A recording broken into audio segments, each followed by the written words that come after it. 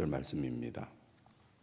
매일 성경을 보면 이렇게 시작을 하고 있습니다. 히브리서 저자는 8장부터 이어진 예수님의 희생 제사의 완전함을 설명하는 논증을 마무리합니다. 앞서 다뤘던 중요한 내용을 반복하며 다시 한번 강조합니다. 이렇게 소개를 하고 있습니다. 오늘 본문을 우리가 읽어보면 8장부터 시작된 대제사장으로서의 예수 그리스도에 관한 말씀을 반복 강조하는 것을 볼 수가 있습니다. 1절입니다. 율법은 장차 올 좋은 일의 그림자일 뿐이요 참 형상이 아니므로 해마다 늘 드리는 같은 제사로는 나아오는 자들을 언제나 온전하게 할 수 없느니라.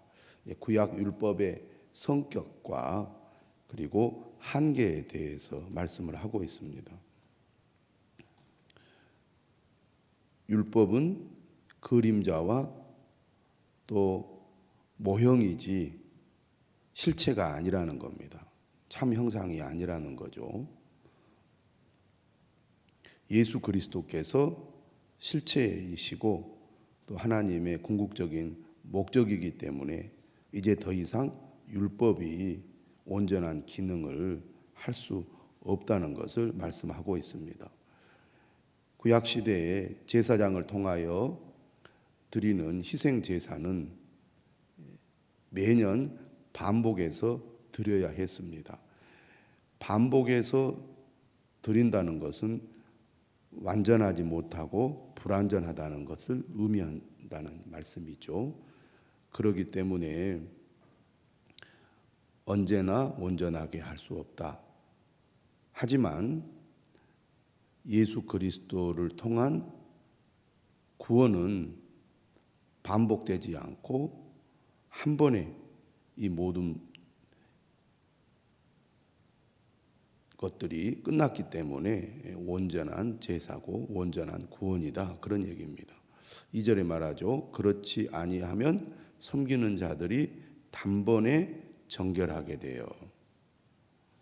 해마다 반복된다는 것은 온전하지 못한다는 것이고 예수 그리스도를 통한 구원은 단번에 정결하게 되기 때문에 온전한 제사고 온전한 구원이 된다는 말씀입니다.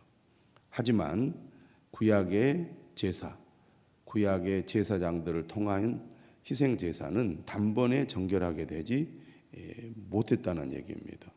왜냐하면 다시 죄를 깨닫는 일이 없으리니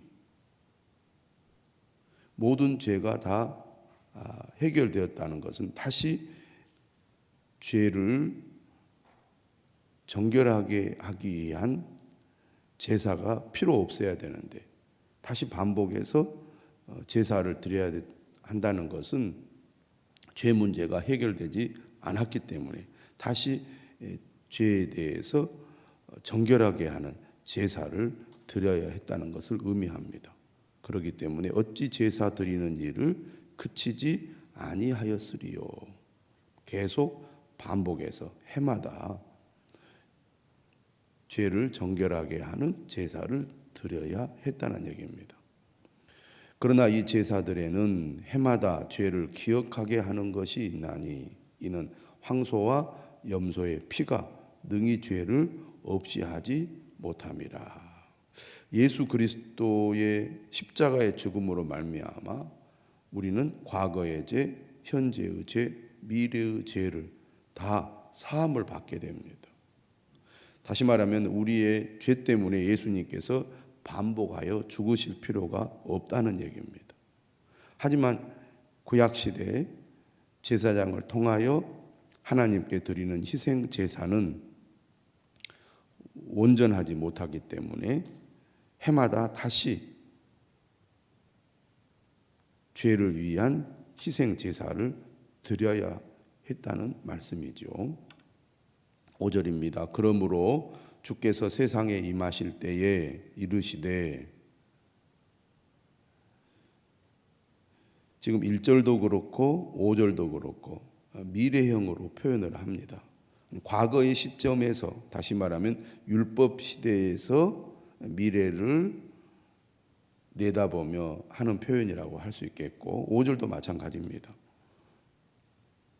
주께서 세상에 임하실 때에 이미 예수님은 이 땅에 오셔서 십자가에 죽으시고 부활하시고 승천하셨죠. 하지만 5절의 시점은 예수님께서 이 땅에 오실 때를 시점으로 하고 있기 때문에 주께서 세상에 임하실 때 이렇게 표현을 하고 있습니다. 이 말씀은 매일 성경에 나와 있는데요, 시편 40편 말씀을 인용을 하고 있습니다. 구약의 시인데 예수 그리스도께서 고백하고 표현하신 것으로 그렇게 인용을 하고 있습니다. 우리가 구약 성경을 보면 하나님께서 제사와 예물을 원하지 않으신다 이런 표현들을 하지 않으셨습니까? 그것은 이스라엘 백성들이 하나님의 말씀에 순종하지 않고 형식적인 제사와 예물만 드렸기 때문에 하나님께서 그러한 예배를 받지 않으신다는 말씀을 하신 거죠. 이러한 하나님의 말씀은 구약의 제사가 가지고 있는 한계를 보여준다는 것입니다. 하나님이 제사와 예물을 원하지 아니하시고 오직 나를 위하여 한 몸을 예비하셨도다. 구약의 말씀을 인용하여 구약 제사의 한계를 말하면서 예수 그리스도를 통한 희생 제사야말로 하나님께서 예비하신 것이고 완전한 속죄를 위한 희생 제사가 된다는 말입니다. 번제와 속죄제는 기뻐하지 아니하시나니 이에 내가 말하기를 하나님이여 보시옵소서. 두루마리 책에 나를 가리켜 기록된 것과 같이 예수 그리스도께서 이 땅에 오신 것, 예수 그리스도께서 이 땅에 오셔서 하신 모든 일은 구약 성경을 통하여 이미 예언되어 왔던 것이고 그 하나님의 약속과 예언을 따라 예수님께서 이 땅에 오셨다는 말입니다. 그러기 때문에 이렇게 말하는 거죠. 하나님의 뜻을 행하러 왔나이다 하셨느니라. 예수님의 오심은 철저히 구약의 약속과 예언을 따라 성취된 것입니다. 예수님의 모든 사역은 하나님의 예언과 약속을 성취한 것이죠. 그냥 뜬금없이 예고 없이 예수님께서 이 땅에 오셔서 하나님의 뜻을 행한 것이 아니라 이미 구약 성경을 통하여 하나님께서 말씀하신 것을 이루신 거라는 것입니다. 8절입니다. 위에 말씀하시기를 주께서는 제사와 예물과 번제와 속죄제는 원하지도 아니하고 기뻐하지도 아니한다 하셨고, 지금 세 번이나 이런 표현을 사용하고 있습니다. 5절에서도 하나님이 제사와 예물을 원하지 아니하시고, 6절에서도 번제와 속죄제는 기뻐하지 아니하시나니, 8절 주께서는 제사와 예물과 번제와 속죄제는 원하지도 아니하고 기뻐하지도 아니하신다. 하나님께서 명령하셨잖아요. 하나님께서 모세를 통하여 제사를 드리게 하셨고 이 제사를 드리도록 하기 위하여 제사장을 세웠습니다. 제사를 드리는 목적이 무엇입니까? 그의 백성들이 죄를 지었을 때 속죄할 수 있는 길을 하나님께서 마련하시기 위한 겁니다. 구약의 율법을 보면 하나님께서 율법을 주신 것은 하나님의 백성들이 하나님의 뜻을 따라 살도록 하기 위해서 하나님의 성품과 뜻이 반영된 율법을 주신 것이고, 그 율법을 따라 살아가도록 함으로써 하나님의 백성들이 하나님의 백성다운 삶을 삶으로써 하나님과 친밀한 관계 속에 지내도록 하신 겁니다. 그런데 하나님은 인간의 약점, 연약함을 아시기 때문에 그들이 하나님의 말씀대로 살지 못할 때 그들이 회개하고 그 죄를 씻을 수 있는 길을 마련해 주셨는데 그게 바로 제사제도입니다. 그런데 이스라엘 백성들은 계속해서 어떤 문제를 일으켰습니까? 하나님과 언약을 맺어서 하나님의 언약 백성이 되었는데 하나님은 그 언약에 신실하셨음에도 불구하고 이스라엘 백성들은 계속 반복하여 하나님을 거역하고 하나님의 뜻을 어기고 하나님 앞에 불순종하는 모습을 보였습니다.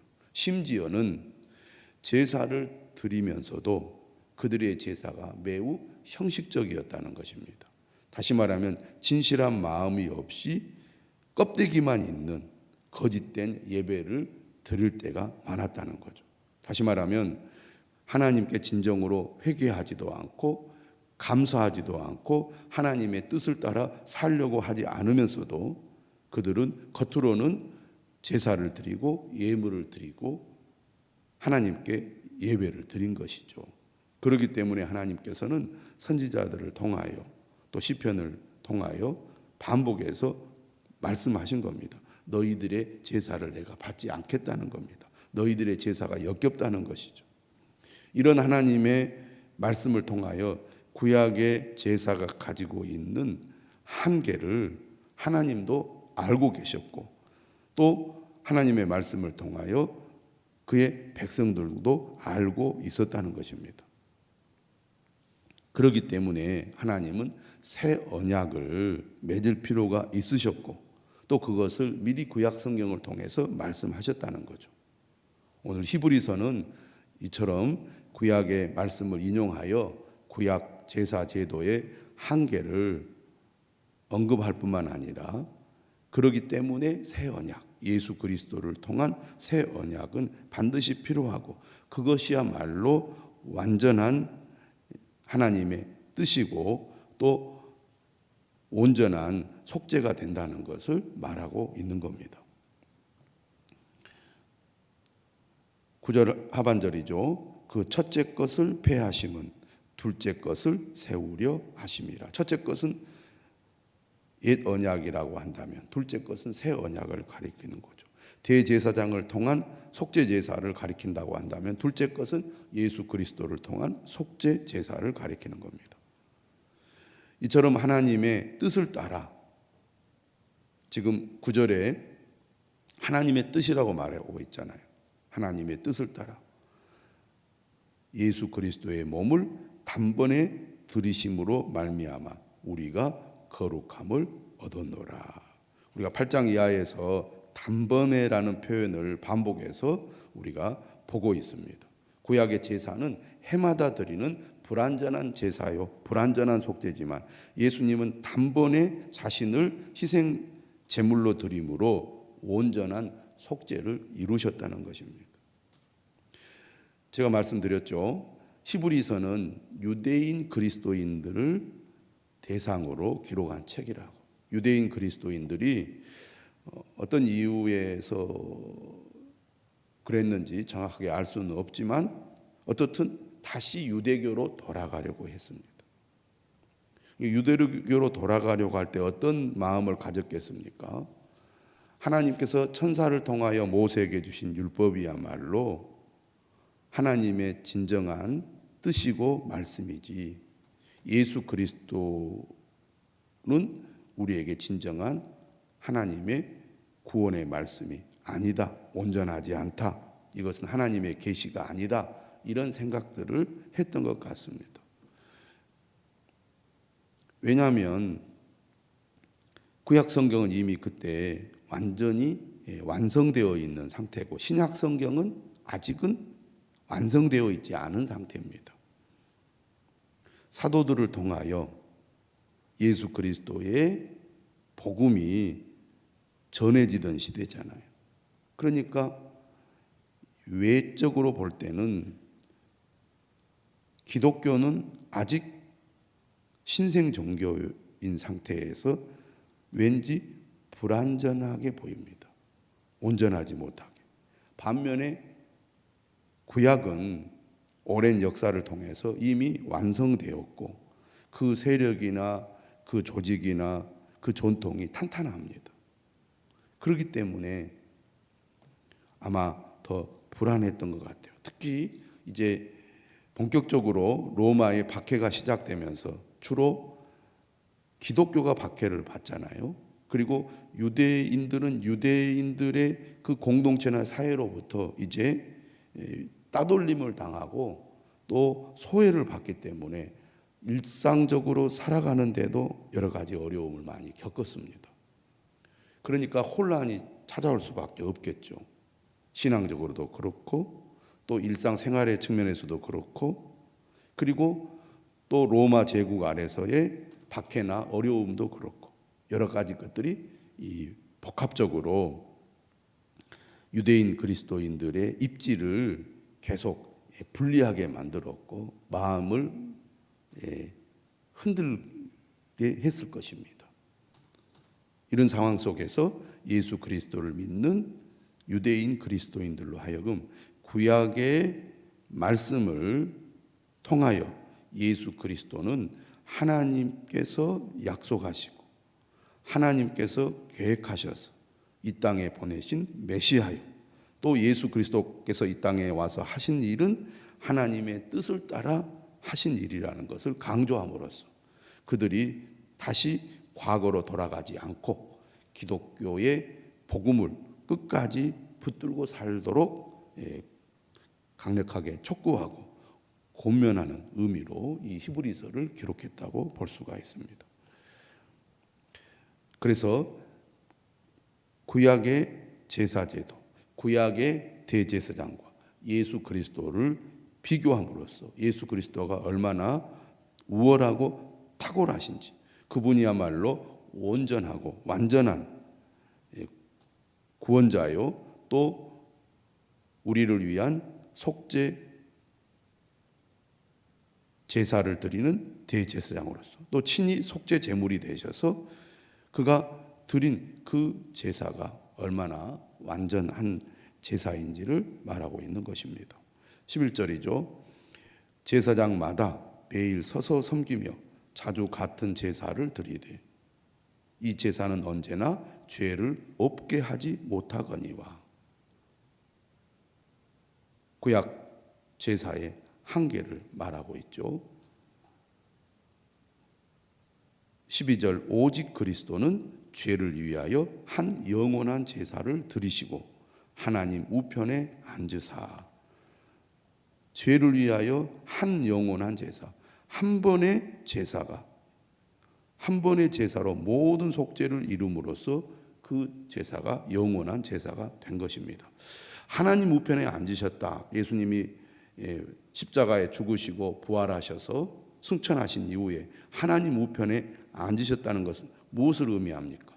그가 하나님의 아들로서의 영광을 회복했다는 것을 의미하고 왕의 자리에 있다는 것을 의미합니다.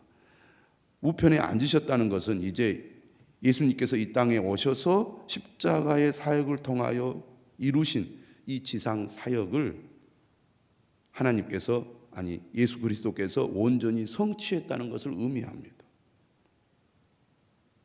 모든 것을 완벽하게 다 마무리하셨다는 거죠.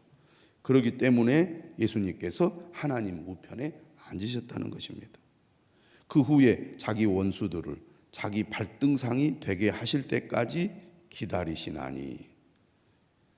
이 땅에 여전히 예수님을 믿지 않고 따르지 않는 자들을 예수님께서 심판하러 다시 오실 거라는 것입니다. 지금 우리가 사는 이 시대는 자기 원수들을 자기 발등상이 되게 하실 때까지 기다리는 기간이라고 하겠습니다. 그때는 모두가 다 그리스도에게 복종하게 될 거라는 거죠. 그가 거룩하게 된 자들을 한 번의 제사로 영원히 온전하게 하셨느니라. 12절의 말씀을 다시 반복하고 있습니다. 예수 그리스도를 믿는 자들은 예수 그리스도의 속죄로 말미암아 거룩하게 되죠. 이것은 한 번의 제사로 영원히 온전하게 하셨기 때문에 가능하게 된 것입니다. 15절입니다. 또한 성령이 우리에게 증언하시되 주께서 이르시되 그날 후로는 그들과 맺을 언약이 이것이라 하시고,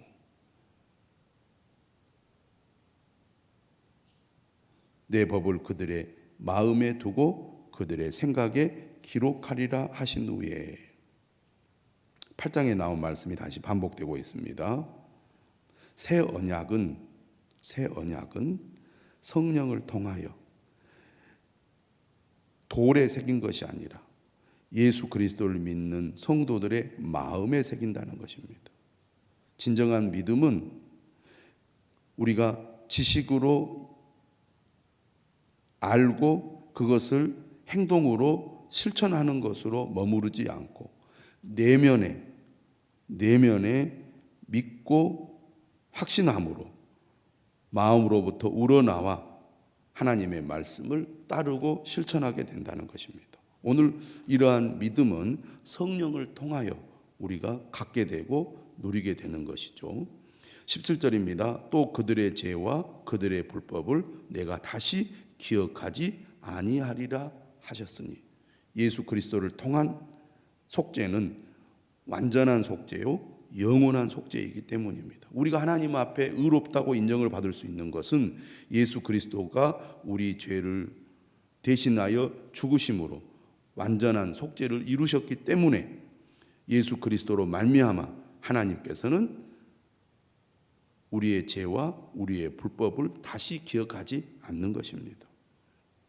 그렇기 때문에 18절은 이렇게 결론을 맺습니다. 이것들을 사하셨은즉 다시 죄를 위하여 제사 드릴 것이 없느니라.